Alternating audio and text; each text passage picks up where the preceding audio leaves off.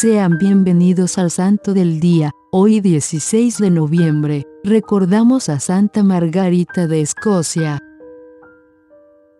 Margarita, la más joven de 5 hijos, nació alrededor de 1045, probablemente en Hungría. Su padre, Eduardo, era el legítimo heredero al trono, hijo de Edmundo, rey de Wessex, que se había refugiado en ese país para escapar de la dominación danesa en Inglaterra y se había casado con la hermana del rey húngaro. Margarita recibió una buena educación y con ella un buen gusto por los libros y manuscritos, así como de la ropa elegante.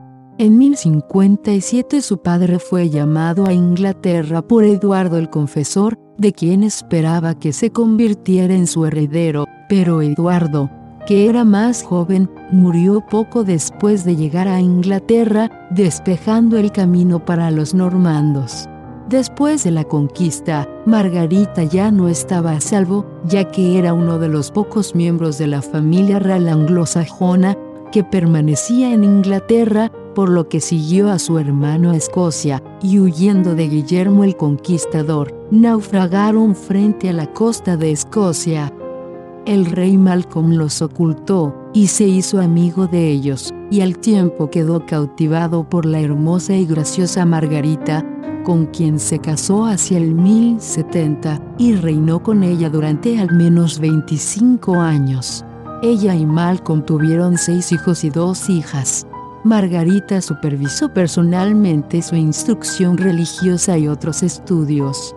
La importancia de Margarita fue considerable, tanto en privado como en público. La vida en la corte escocesa, que hasta ese momento había sido discreta y culturalmente deficiente, se transformó con su presencia.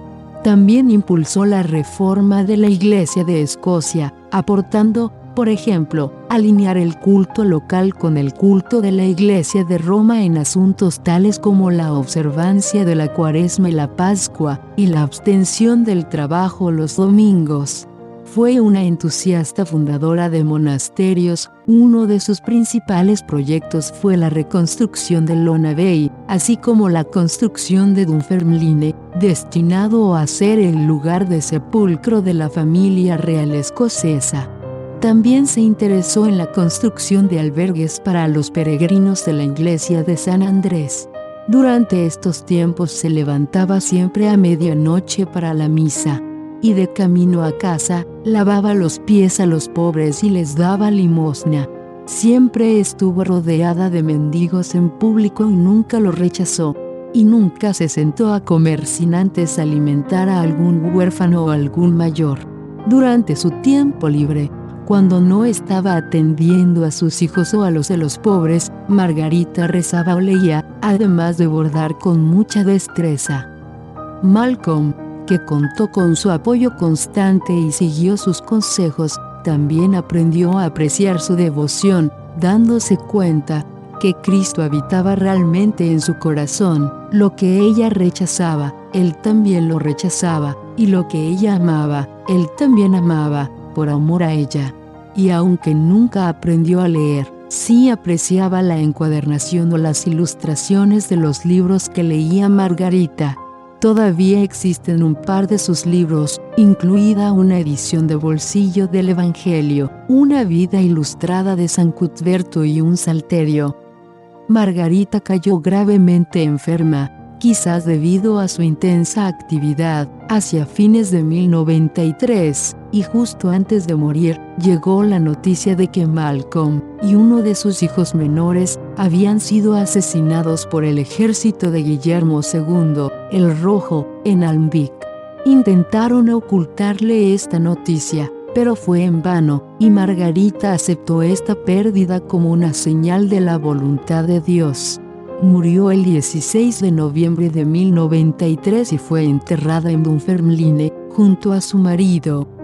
El culto surgió de inmediato, pero no se confirmó hasta el siglo XIII, de manos del Papa Inocencio IV.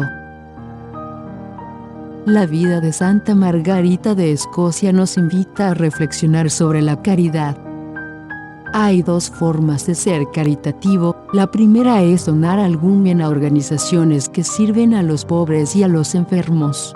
Y la segunda manera es con el servicio personal a los pobres y los enfermos. La virtud sobresaliente de Margarita fue su amor por los pobres. Aunque muy generosa con los regalos materiales, Margarita también visitaba a los enfermos y los cuidaba con sus propias manos.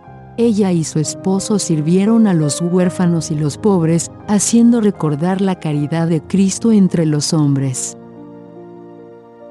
Oremos por la intercesión de Santa Margarita de Escocia.